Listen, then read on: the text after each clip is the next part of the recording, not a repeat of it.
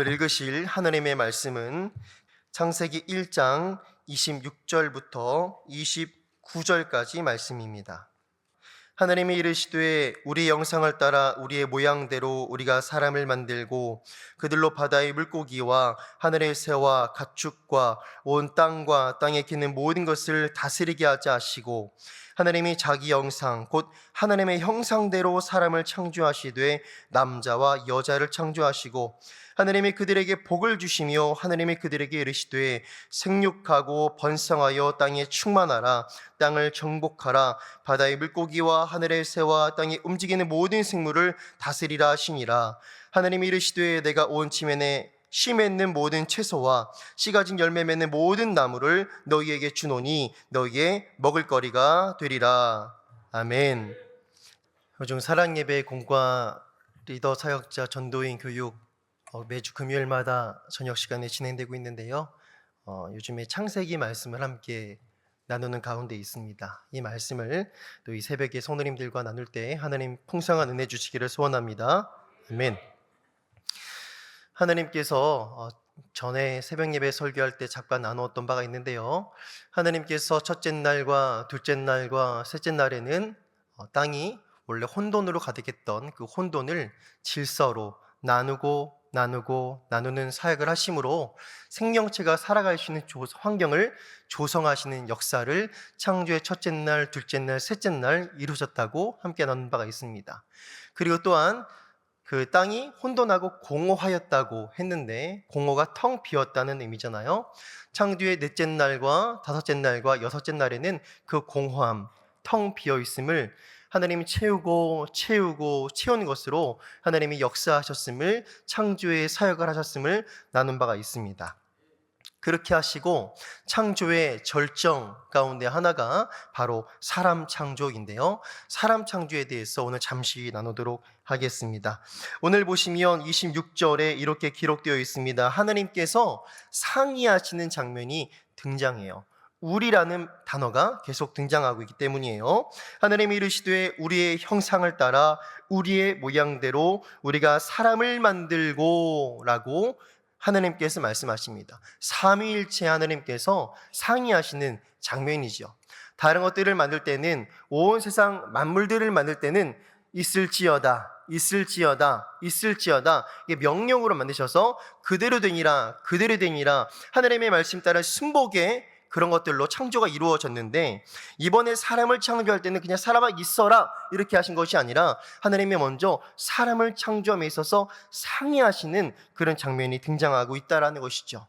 그 자체만으로도 사람 창조가 얼마나 귀중한 것인지, 우리의 존재가 얼마나 귀중한 것인지를 엿볼 수가 있습니다. 근데 하나님께서 사람을 어떻게 만드십니까? 어떤 존재로요? 우리의 형상을 따라 우리의 모양대로 우리가 사람을 만들자라고 성부, 성자, 성령 삼위 하나님께서 상의하셨다라는 것입니다. 그러므로 이 자리에 앉아 계신 모든 성도님에게는 어떤 누구의 형상이 반영되어 있다고 보시는 것이죠?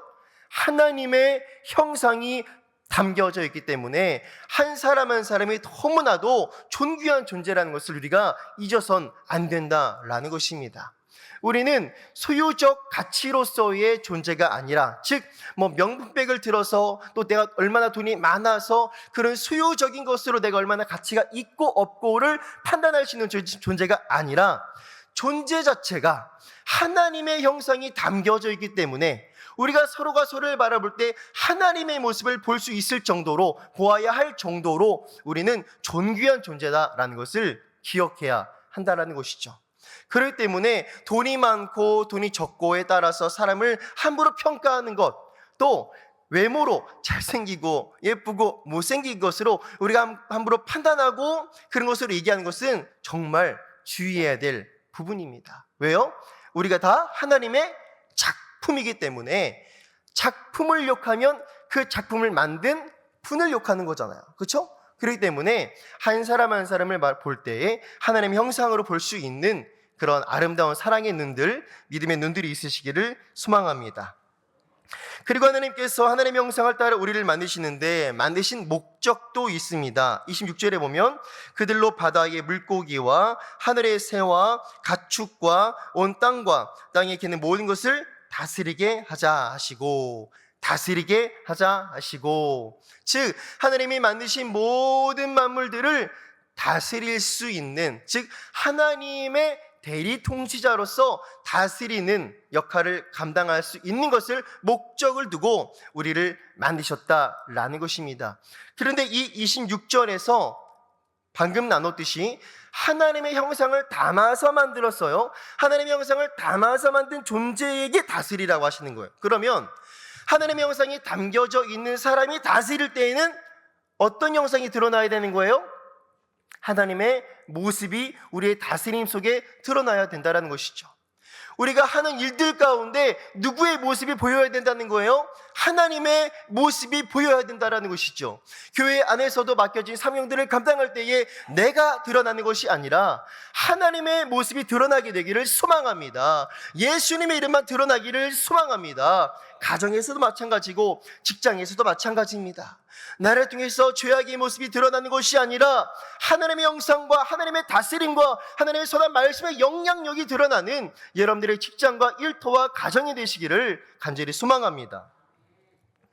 27절입니다. 하나님이 자기 형상 곧 하나님의 형상대로 사람을 창조하시되 남자와 여자를 창조하시고, 하나님께서 하나님의 형상대로 사람을 만드시는데 굳이 남자와 여자라고 명확하게 단어가 딱딱 기록되어 있죠. 하나님의 말씀은 우연히 기록된 말씀은 하나도 없는 줄로 믿습니다. 하나님의 말씀에 우연이 없습니다. 하나님은 자기 형상을 담아서 사람을 창조하시는데 남자와 여자로 만드셨다는 거예요. 왜 남자와 여자로 만드셨을까요? 바로 다음 절을 보겠습니다. 28절입니다. 하나님이 그들에게 복을 주시며, 그들이죠. 왜요? 남자와 여자니까. 그들에게 복을 주시며, 복이라는 단어가 성경에 처음으로 등장하는 이 절이 여기입니다.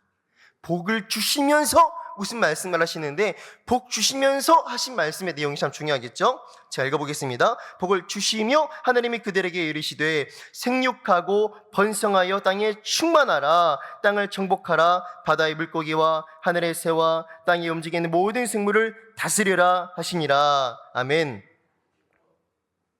하나님께서 복을 처음으로 사람에게 주시면서 하시는 말씀이 생육하고 번성하여 땅에 충만하라 라는 거예요. 근데 이 말씀, 이 복된 말씀을 하시기 직전에 사람을 만드셨는데 하나님의 형상을 따라 남자와 여자로 만드셨다 그랬습니다. 왜 남자 여자 만드셨을까요? 생명을 낳을 수 있는 존재로 만드신 거예요. 그렇기 때문에 창세기 1장에서부터 동성애라는 것은 하나님의 창조 섭리에 말씀의 법칙에 위배되는 것임을 우리가 명확하게 알 수 있다는 것입니다. 동성애는요, 사람을 낳을 수가 없어요. 그런데 동성애로 살아가는 사람들이 또 아이까지 입양해서 내가 키울 수 있다라고 주장하는 게 이 세상의 죄악입니다. 동성애 가정에서 자란 아이의 그런 가치관은 어떻게 될까요? 엄마 아빠인데 다 남자야. 정말 그 아이의 성적 가치관을 어떻게 자라갈 수 있을까요? 충격적인 것이 아닐 수 없습니다. 창세기 1장에서부터 하나님의 창조의 섭리는 생명을 낳을 수 있는 존재로 만드셨다라는 것입니다. 하나님은 생명의 하나님인 줄로 믿습니다. 남자와 여자를 창조하시고 그들에게 복 주시면서 하신 말씀이 생육하고 번성하여 땅에 충만하라 말씀하신 거예요. 그런데 하나님의 형상 담아 창조하셨다라고 했잖아요. 그러면 땅에 충만한 존재가 누가 되어야 되는 거예요? 하나님의 형상이 충만해져야 되는 것이죠. 사람의 죄악으로 충만한 것이 아니라 하나님의 형상으로 충만하게 되어야 하는 것입니다. 그리고 정복하라고 하십니다. 그리고 다스리라고 하시죠. 우리가 이 말씀을 복음 안에서 어떻게 실천할 수가 있을까요? 하나님의 형상이 담겨져 있는 사람들이 땅에 가득해지는 것, 하나님의 형상대로 지음받은 사람들의 그 생명이 땅에 충만해지는 것이 하나님의 창조의 목적 중에 하나였다라는 것입니다. 이것이 어떻게 복음 안에서 이루어질 수 있을까요? 우리 교회를 통해서 우리 성도님들을 통해서, 우리 먼저 구원받은 그리스도인들을 통해서 저 땅끝까지 온 세계 열방에 하나님의 영상이 충만하게 되기를 소망합니다. 무엇으로요? 복음으로써요. 예수 그리스도 이름을 증거하여서, 복음을 증거하여서 예수님 믿고 하나님께 돌아와서 구원받는 사람들의 숫자가 땅에 가득하게 되기를 간절히 소원합니다. 이것이 우리 모두에게 존재적으로 주어져 있는 사명이다라는 것입니다. 나를 통해서 예수님 믿는 사람이 하나라도 한 사람이라도 더 늘어나고, 우리 교회를 통해서 예수님 믿는 사람들의 숫자가 늘어나고, 그래서 이 지역에 하나님의 영상이 담겨져 있는 사람들의 모습들이 복음을 통해서 회복되는 일에 우리가 쓰임받기를 소원합니다. 그래서 우리가 매주 화요일과 목요일마다 열심히 붕어빵 전도대를 나가고 있잖아요. 엄동설엔에도 나가서 그 꽁꽁 언 손으로 붕어빵을 만드시고 나눠주시면서 전도하시는 우리 성도님들이 계십니다. 나눠줬을 때 나눠준 숫자만큼 바로바로 사람들이 영혼들이 돌아왔으면 좋겠지만, 때론 그러지 못한 걸 또 볼 때마다 마음이 낙심이 될 수도 있겠지만 낙심하지 마시고요, 뿌리면 거두게 하시는 분이 계시는 줄로 믿습니다. 뿌리면 거두게 하십니다. 울면서 씨를 뿌리러 나가는 자는 반드시 기쁨으로 그 단을 가지고 돌아오게 하시는 하나님이시기 때문이에요. 우리가 뿌리면 반드시 하나님께서, 혹시라도 이 대회가 아니라도 하나님께서 거두게 하실 줄로 소망합니다. 그래서 우리 교회가 예수 그리스도의 복음을 전하는 일에 정말 전심전력해서 하나님의 영상으로 수많은 사람들이 회복되어져서 예수님 믿는 사람들의 숫자가 땅에 가득해지기를 간절히 소망합니다. 아멘. 29절입니다. 하나님이 이르시되 내가 온 지면에 씨 맺는 모든 채소와 씨 가진 열매 맺는 모든 나무를 너희에게 주노니 너희의 먹을거리가 되리라. 아멘. 하나님께서 사람을 하나님의 영상을 담아서 창조하시고 그 존귀한 존재로 창조하시고, 그리고 하나님의 영상이 담겨있는 그 모습들이 땅에 충만하게 되는 것을 목적하신 다음에 그것을 명령으로, 사명으로, 근데 복된 사명이죠. 왜요? 복을 주시면서 사명을 주셨기 때문에 사명 감당하는 게 복인 줄로 믿습니다. 복을 주시면서 사명을 명령하셨기 때문에 사명 감당하는 게 이미 복이 있는 인생인 것이죠. 그런데 그렇게 복된 사명 감당하며 살아가는 인생에게 또한 약속하신 게 있어요. 29절에요. 먹거리를 보장하신 거예요. 우리가 너는 열심히 일만 해! 이런 하나님이 아니라는 거예요. 우리가 하나님의 일을 하며 하나님의 말씀을 붙들고 사명 감당하며 하나님의 부르심 따라 하나님의 영광 위하여 살아갈 때에 하나님께서는 우리가 먹고 마시고 입는 것도 책임져 주시는 분이다라는 거예요. 사람이 먹고 살 수 있는 먹거리를 29절에 말씀으로써 말씀하신다라는 거예요. 씨 맺는 모든 채소와 씨 가진 열매 맺는 모든 나무를 너희에게 주노니, 모든 나무라고 그랬어요. 얼마나 풍성한 먹거리를 주십니까? 하나님은 째째한 분이 아니에요. 풍성한 하나님인 줄 믿습니다. 순서가 중요해요. 사명 감당할 것을 말씀하신 다음에 먹거리 보장을 말씀하셨어요. 그런데요, 이 패턴이 똑같이 어디에 드러나냐면요, 노아의 홍수 이후에 노아의 방주에서 나온 노아와 그 아들들에게도 이 창세기 1장에 기록된 말씀의 패턴과 거의 유사한 패턴으로 하나님이 말씀하세요. 다시 사명을 주시고요, 그 다음에 먹거리 보장에 대해 또 말씀하세요. 순서가 똑같아요. 그때는 고기를 먹을 수 있도록 또 허락은 해주시죠. 피는 먹지 말라고 하시고. 자, 그런데 마태복음 6장 33절에 그 여러분들이 잘 아시는 말씀이 있죠. 먼저 그의 나라와 그의 의를 구하라. 그리하면 이 모든 것을 너희에게 더하시리라. 마태복음 6장 33절 말씀이에요. 너희는 먼저, 그런지 너희는 먼저 그의 나라와 그의 의를 구하라 라는 것이 예수님의 말씀이에요. 우선순위가 중요하다는 거예요. 먼저 하나님 나라와 하나님의 의를 구하라. 그리하면 이 모든 것을 너희에게 더하시리라 라는 것이 예수님이 말씀하신 약속이라는 거예요.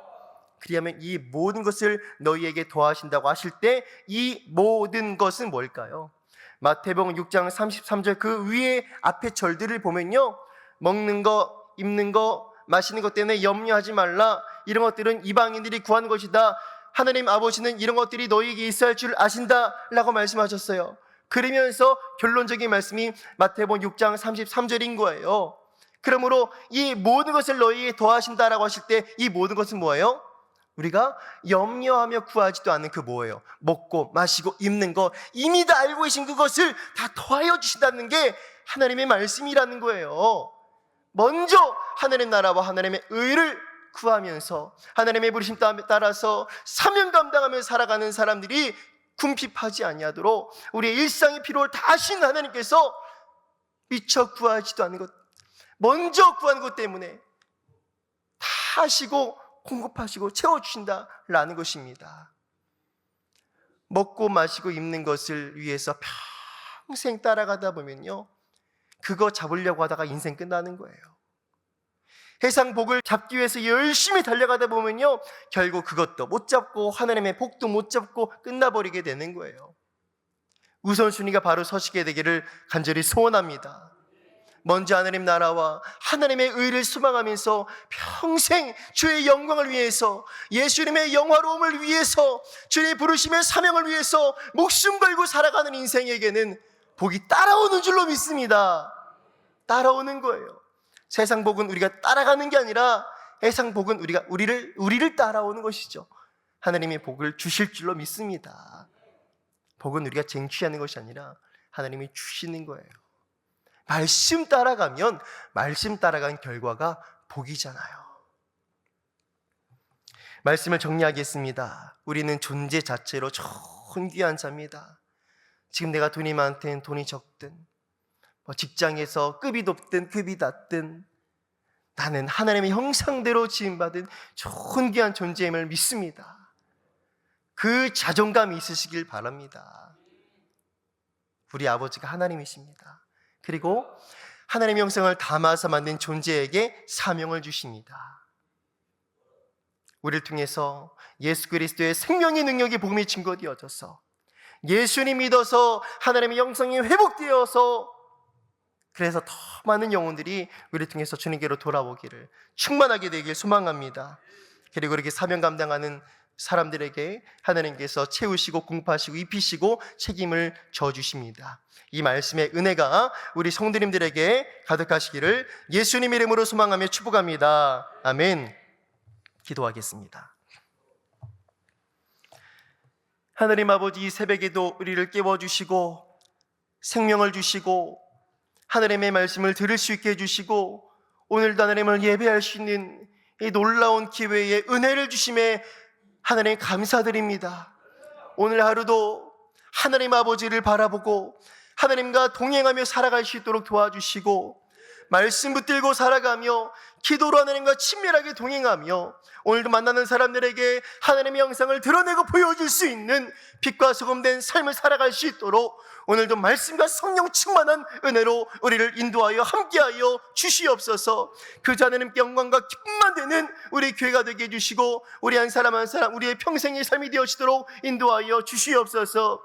세상 복 따라가다 다 놓쳐버리는 인생이 아니라 하나님의 말씀 따라가며 하나님 영광 위하여 살아가 하나님께 복 받는 복 있는 인생으로, 복을 흘려보는 인생으로 살아갈 수 있도록 하나님 우리에게 믿음을 더하여 주시옵소서. 오늘 이 새벽에 귀한 예물 드린 손길이 있습니다. 하나님 흠양하여 주시고 그 마음의 소원 하나님이 아십니다. 하나님이 갚아주시고 채워주시고 응답하여 주시옵소서. 계속해서 하나님 말씀해 주시기를 소원하오며 감사드리며 예수님 이름으로 기도드리옵나이다. 아멘.